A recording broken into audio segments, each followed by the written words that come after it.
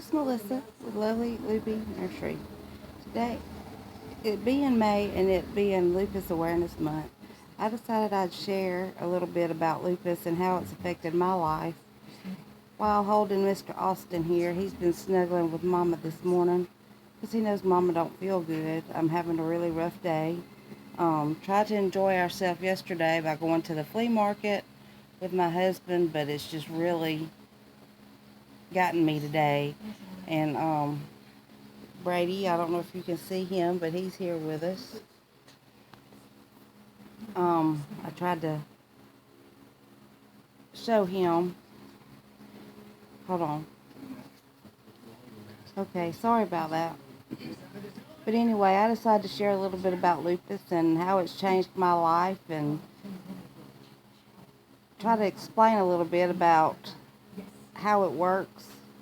And there's not a treatment, there's not a cure. You just have to treat the symptoms of lupus. I was late diagnosed. Come to find out that's what had been wrong with me for a long time. But I just happened to be in a flare and had to go get some diabetic blood work done, and they were constantly checking, doing an ANA and double ANA and all those blood tests that they do to try to diagnose lupus. And I just happened to be in a flare when I got my diabetic workup done 3 years ago, and was diagnosed with lupus. Uh, it makes you very tired. I also have chronic fatigue syndrome and hypothyroidism and high blood pressure and all that kind of stuff. 2 years ago, March the 4th, 2 years ago, I had open heart surgery thanks to lupus. Um, I had to have a quadruple cabbage done. Um, my veins are very, very small. I, they have to use infant needles on me to draw blood or start an IV or anything like that. Um, some medicines won't fit through an infant IV, so then they have to do a PICC line, and you have to be put to sleep basically to get a PICC line, and they're very painful to take out. Sorry, I'm just not feeling good today. But anyway, lupus really changed my life. I stay real tired. I can't be in the sunshine. I can't handle ultraviolet lights, fluorescent lights. So if I go shopping or anything, which I only go once a week, and that's when I take Mason to the groomer. I'll go eat somewhere and go to the thrift stores or whatever. Um, been meeting my cousin Melanie, and we've been grabbing a bite to eat and then going to the thrift stores and having ourselves a good time and getting some hauls for the babies. But anyway, I can't do what I used to do. A lot of times my hands don't want to work. I have a hard time holding a coffee cup. Um, if I've been prolonged exposure to the sun or fluorescent lights, it hurts the next day to take a shower. I just squall in the shower because the spray of the water just hurts so bad. And if I'm in the sun or under the fluorescent lights, my skin just feels like it's on fire. I have discoid lupus and the SLE. The discoid is the skin. I'll swell real bad, and then my skin gets real dry, and then it starts breaking open and bleeding. Uh, my hands were like that for over a year. I could not use my hands at all because they looked like ground beef. If I touched anything, blood would just start pouring. So I had to wear gloves all the time, and it was just horrible. At that time, I had my two granddaughters, and we were trying to raise them, but then my kidneys started shutting down, and we had to give them up. And that was one of the hardest things that I've ever gone through in my entire life. I've never been able to have children of my own, but I adopted three, my husband's three children, which are now 23, 21, and 20. We have five grandbabies, a 3-year-old, a 2-year, a 2-year-old, a 1 year old, well, two 1 year olds. Um, and there for a while, we had all four of them a lot. And we were raising the two girls, the 2 year old and the 1 year old girls. But I was having to change diapers with my teeth. My hands were so bad. My husband would have to give them baths, and it just, I couldn't take my lupus medicine that treated the symptoms at night because the youngest baby, her name is Heaven, she was very sickly when she was born. She was born premature. She weighed 6 pounds when she was born, but she lost down to under 4 pounds because they couldn't find a formula that would work for her. We finally got her over that. Then she ended up stopping breathing on us. She was not breathing for 3 minutes, and we ended up in Atlanta at Eggleston, and was up there for over 2 weeks with her on a respirator. That was very hard. And then when she come off the respirator, I couldn't even lay her down to go to the bathroom without her screaming. And we had to stay a week after she come off the ventilator. But after she come off the ventilator, the next month we went for her checkup, and she had grown 3 growth chart sizes, and it was just amazing at the difference when we come home from the hospital. But she was still required a lot of care, so it just, one thing led to another, and I ended up in the hospital with my kidneys shutting down on me.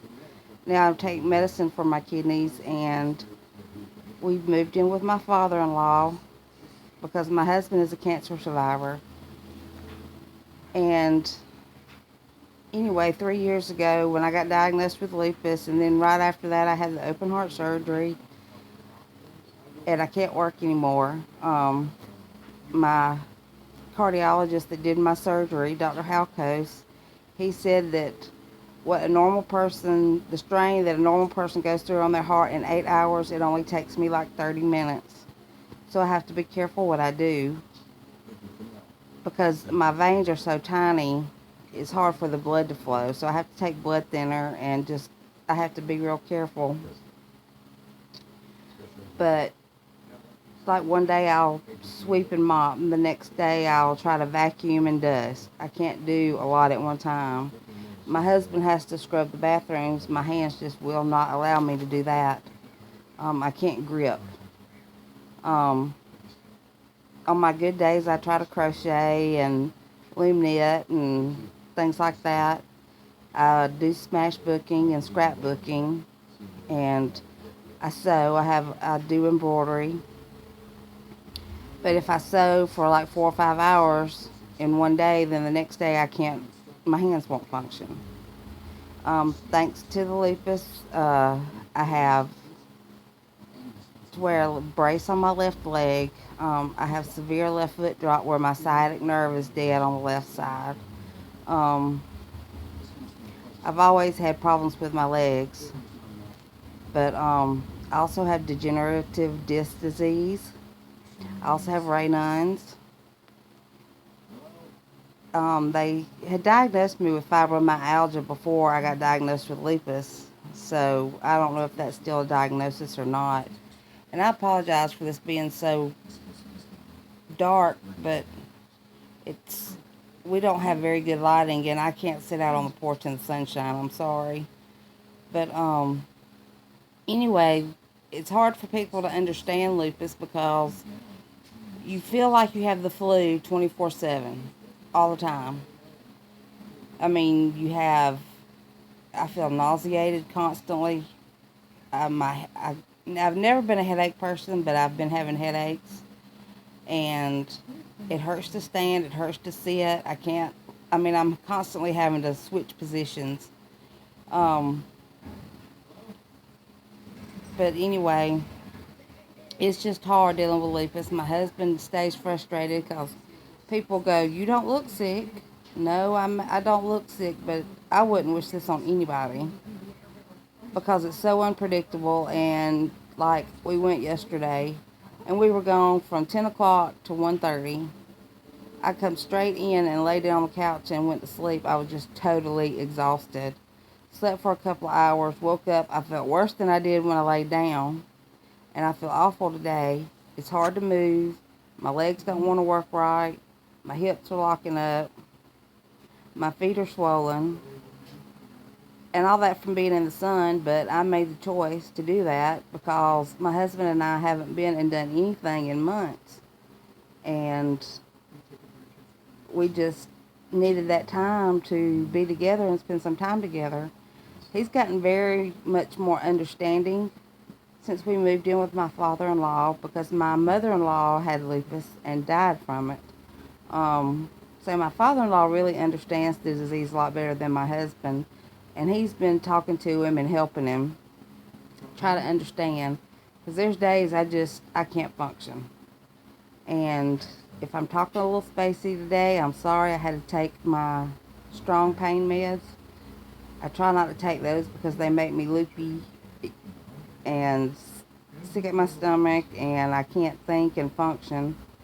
And I just stay drowsy and groggy when I take those. I can't take them and leave the house, but I was having such a bad day, I went on and took some this morning.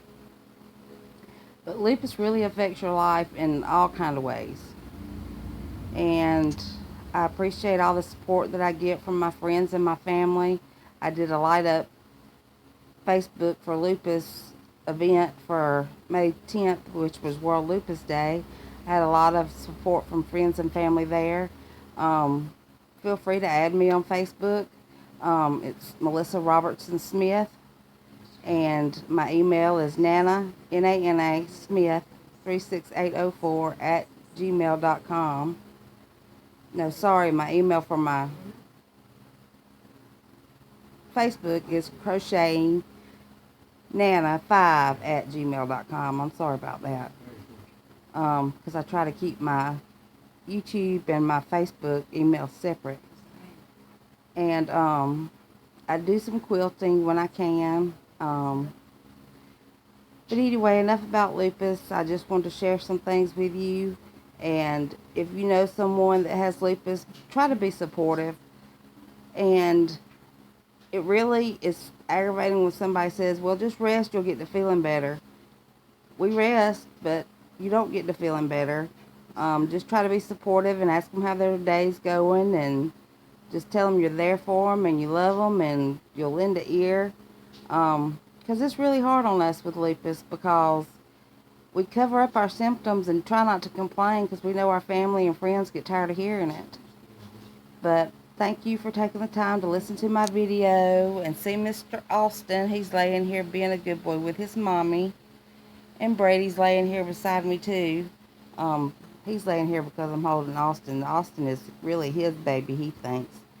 Because he'll growl and push me away from him because he wants him all to himself. But we are in our PJs today, and he just got through eating, so he has a giraffe bib on. But I'm in my PJs today, and he's in his PJs today. He's just snuggling with Mommy and keeping her company. But love and hugs to everybody out there, and thank you for taking the time to listen to my video. If you have any questions or want to know anything about lupus, please feel free to ask me. I will share what I can. And like I said, if you want to add me on Facebook, do that. Pam, I'm working on your yellow and white hat. Shout out to Hello Kitty Nursery, Hello Kitty Baby Nursery. We are still looking forward to our baby, Austin's little sister, and my new addition to my nursery and my family. And I know Brady's excited because he loves babies. Shout out to my cousin Mel with Mel's Joyful Nursery. Thank you for always being there and listening and being supportive. And so glad that we have the connection that we do. When I found out that I won the baby girl from Hello Kitty Baby Nursery, I had the phone up, was fixing to call Melanie, and I had her name up and was fixing to hit send, and I'll be doggone if the phone didn't ring and it was Melanie. I'm glad that we have that connection. I love you, Melanie, and I hope everybody has a great day, and God bless.